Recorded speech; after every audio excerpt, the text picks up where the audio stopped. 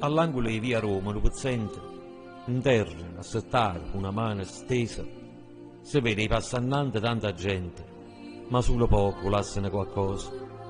Tutti i giorni la solita canzone, l'occhio ingiovato in terra, a pecondriglia. Stomma una volta era un leone, ma l'ha distrutto il tempo e la malattia. Cioè tutte le cose è stato un dolore, una cosa così brutta lascia un segno.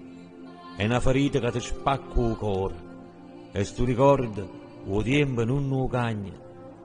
Teneva una moglie bella assai, una figlia di 16 anni, un gioiello, ma la vita che ti aspetta non la sai, e all'improvviso pierde questo e quello. Essa era fidanzata in un guaglione, mio padre non voleva, era deciso, era un delinquente, un buffone. E le diceva, chi sta mora accisa? La sera viernes, sì, sotto Natale, quando si aspetta la festa che ne gioia, sta bella figlia, la vita sua carnale, invece di a dormire, s'avvelenaia. Questa moglie non ci opportunaia, e insieme con una donna se niente.